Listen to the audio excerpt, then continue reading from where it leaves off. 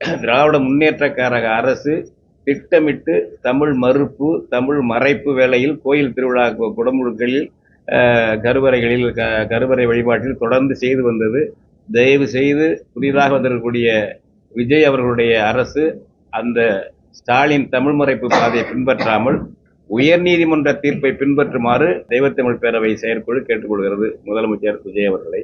இயல்பாக தமிழில் அர்ச்சனை செய்ய வேண்டும், சமஸ்கிருதத்தில் செய்யுங்கள் என்று கேட்பவர்களுக்குத்தான் சமஸ்கிருதத்தில் செய்ய வேண்டும் என்ற சட்டத்தை ஜனநாயக முறைப்படி கொண்டு வர வேண்டும் என்று கேட்டுக்கொள்கிறோம்.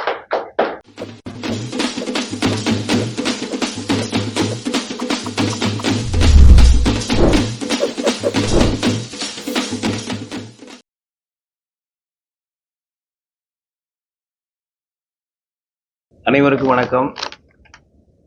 தெய்வத்தமிழ் பேரவையின் தலைமை செயற்குழு கூட்டம் இப்பொழுது மதுரையில் சிறப்பாக நடந்து கொண்டிருக்கிறது.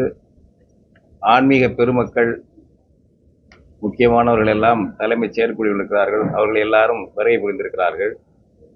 இந்த தெய்வத்தமிழ் பேரவையினுடைய நோக்கம் தமிழ் வழியில் வழிபாடு நடக்க வேண்டும், தகுதியுள்ள அனைத்து ஜாதியினரும் அர்ச்சகராக வேண்டும் நம்முடைய கோயில்களில் என்பதுதான் எங்களுடைய முதன்மையான கோரிக்கை.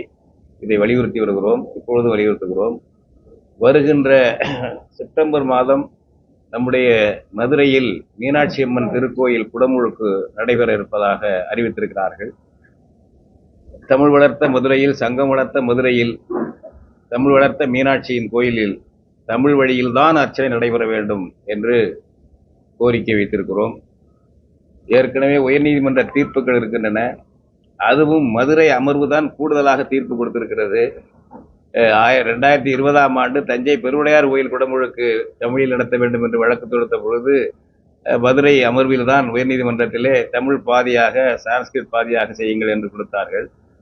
இப்பொழுது கடந்த ஜூன் மாதம் நம்முடைய கரூர் ராசேந்திரன் வழக்கறிஞர் அவர்கள் போட்ட வழக்கில் குறிப்பாக அவர் நடக்க இருக்கின்ற மதுரை மீனாட்சி அம்மன் திருக்கோயில் குடமுழுக்கில் தமிழ் வழியில் அர்ச்சனை நடக்க வேண்டும் என்று கேட்டதற்கு குறிப்பாக கருவறை, வேள்விச்சாலை, கோபுர கலசம் 3 இடங்களிலும் தமிழ் வழியில் நடக்க வேண்டும் என்று அவர் வழக்கு போட்டார்.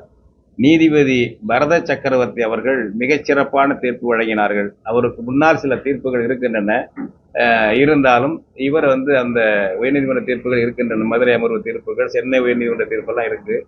இன்னும் சிறப்பாக அவர் தீர்ப்பு கொடுத்திருக்கிறார். தமிழ் வழி பாதி என்பது என்ன? தமிழ் வழியில் தான் அதிகமாக நடைபெற வேண்டும்.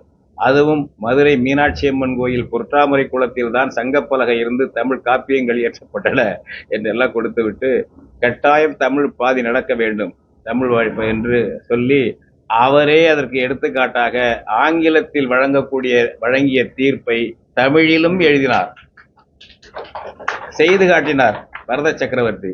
அந்த தீர்ப்பு கையிலே இருக்கிறது, உங்களுக்கு தருகிறோம். இதன்படி மீனாட்சி அம்மன் கோயிலில் மதுரையில் தமிழ் வழியில் நடத்த வேண்டும்.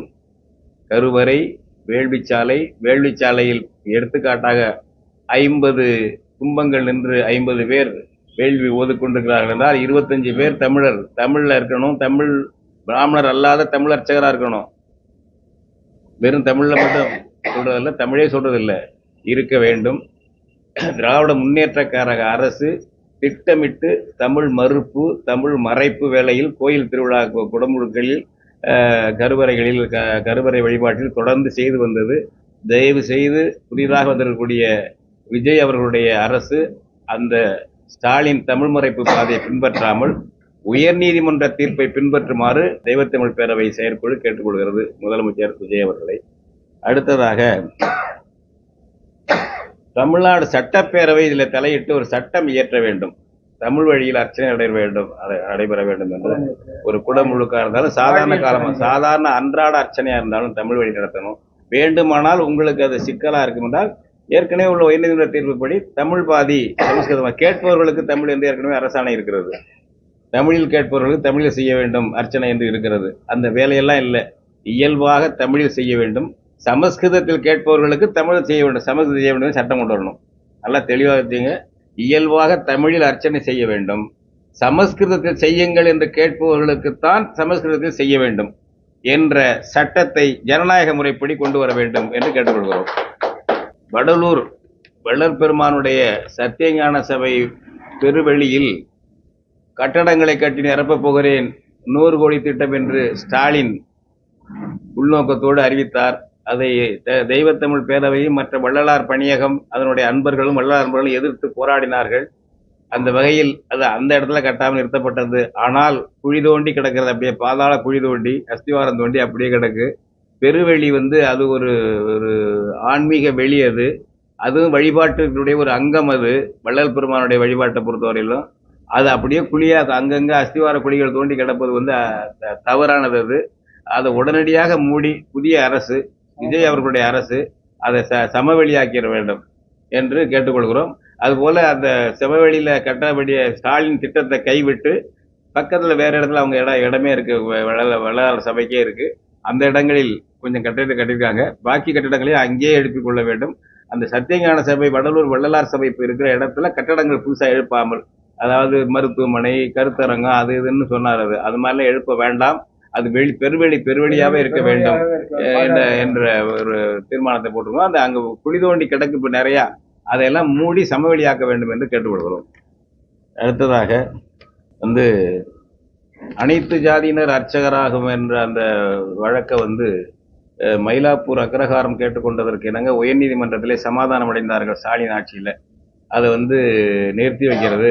ஆகம கோயில் எது, ஆகம கோயில் அல்லாத கோயில் எது என்று 45,000 கோயில்கள் தமிழ்நாட்டில் உள்ளதை ஆராய்ச்சி பண்ணி அதன் பிறகு கண்டறிந்த பிறகுதான் அனைத்து ஜாதி அர்ச்சகரை ஆகமம் இல்லாத கோயில்ல அமல்படுத்துறது, ஆகம கோயில்ல அந்த ஜாதிக்காரனை அமல்படுத்துறது என்று அவங்களா ஒன்று சொல்லியிருக்காங்க ஒரு தீர்ப்பு. அது தவறு என்று சொல்லியிருக்கிறோம். அதை மறுஆய்வு பண்ணி அந்த வழக்கை ரத்து பண்றதுக்கான முயற்சிகளை அந்த நிறுத்தி வச்சுக்கிறத ரத்து பண்ணி, இப்ப கேரளாவிலாம் அனைத்து ஜாதி அர்ச்சகராக சட்டம் இருக்கு, அங்கெல்லாம் தடையெல்லாம் கிடையாது. யாரும் தடை உத்தரவாங்களா? தடையும் கிடையாது, எல்லாம் கிடையாது. தடை முயற்சி பண்ணியிருப்பாங்க, அந்த உயர்நீதிமன்றம் கொடுக்கல. இங்க மயிலாப்பூர் அக்ரஹாரத்துக்கு அது கொடுத்தது. அந்த மாதிரி இல்லாமல் அதை நீக்கி, அந்த தடையை நீக்கி அனைத்து ஜாதி அர்ச்சகராதுக்கான ப்ராசஸ், அந்த வேலைகளை தமிழ்நாடு அரசு தொடங்க வேண்டும். அனைத்து ஜாதியினரையும் அர்ச்சகராக்க வேண்டும். அதுக்கான சட்ட ஏற்பாடுகளையும் செய்ய வேண்டும் என்று கேட்டுக்கொள்கிறோம். அடுத்ததாக ஒரு முக்கியமான தீர்மானம் ஒன்று, இந்த நம்முடைய தெய்வங்களை இழிவுபடுத்தி தமிழர்களுடைய ஆன்மீகத்தை இழிவுபடுத்துகின்ற வேலையை அந்த ஆர் பாலகிருஷ்ணன் என்ற முன்னாள் IAS அதிகாரி தொடர்ந்து செய்து கொண்டிருக்கிறார். அந்த நபர் இப்போ அண்மையில நம்முடைய நிந்தசீர் நெடுமாறன் என்ற மிகச்சிறந்த பாண்டிய மன்னனை, வரலாற்றில் இடம்பெற்ற பாண்டிய மன்னனை லொடுக்கு பாண்டியன் என்று அவர் ஊனமாக இருந்தார் என்று சுட்டிக்காட்டி இழிவுபடுத்தி பேசியிருக்கிறார் அந்த நபர் ஆர் பாலகிருஷ்ணன். அவர் பேர் நின்றசீர் நெடுமாறன், கூன் பாண்டியன் என்று சொல்லுவார்கள். அவர் சிவபெருமானை வேண்டி சிவபெருமான் அருள்பாலித்து அந்த கூன் நிமிர்ந்தது என்பது வரலாற்று கதை சொல்லப்படுகிறது. திருஞான சம்பந்தர் தான் அதை போய் செய்த ஒரு திருஞான சம்பந்தர் தான். அதனால அதை நீ ஏத்துக்காம இப்போ நாங்க யாரும் இழிவுபடுத்த விரும்பல. மகாபாரதத்துல ஹனுமான் வானத்துல பறந்து போனாங்கிறத ஏத்துக்குவீங்களா? ராமாயணத்துல அதையெல்லாம் சொல்லுவீங்களா? நாங்க அதை யாரும் கிண்டல் பண்ணல நாங்கெல்லாம். ஆனா தமிழருடைய தெய்வங்களை மட்டும் இவ்வளவு இழிவுபடுத்துறது, பேசுறது, மன்னர்களை இழிவுபடுத்துறது என்பதெல்லாம் சகித்து கொள்ள முடியாது. ஆர் பாலகிருஷ்ணன் மீது வழக்கு போட வேண்டும். இதுக்குரிய வழக்கு போட்டு நடவடிக்கை எடுக்கணும். ஆர் பாலகிருஷ்ணன் தமிழர்களுடைய மரபை, மதிப்பிற்குரிய மன்னனை, தமிழ் வரலாற்றை இழிவுபடுத்திய ஆர் பாலகிருஷ்ணன் மீது வழக்கு பதிவு செய்து கைது செய்ய வேண்டும் என்று தெய்வத்தமிழ் பேரவை சார்பில் தீர்மானம் போட்டிருக்கிறோம். இவ்வாறான பல செய்திகளை, பல சிக்கல்களுக்கு விடை கிடைக்கக்கூடிய செய்திகளை தமிழர் கண்ணோட்டம் வலைவெளியில் வெளிப்படுத்தி வருகிறோம். இது தற்சார்பாக செயல்படுவதற்கு நிதி தேவைப்படுகிறது. இந்த நிதியை நம்முடைய மக்களாகிய நீங்கள் தான், இளையோரும் பெரியோரும் நண்பர்களும் தோழர்களும் சான்றோரும், நீங்கள் உங்களால் இயன்ற அளவு என்ன இயலுமோ அந்த நிதியை வழங்குமாறு அன்போடும் உரிமையோடும் கேட்டுக்கொள்கிறேன். உங்களுக்கு நன்றி உணர்வோடும் பொறுப்புணர்வோடும் தமிழர் கண்ணோட்டம் செயல்படும் என்பதை உறுதி தெரிவித்துக் கொள்கிறேன். நன்றி, வணக்கம்.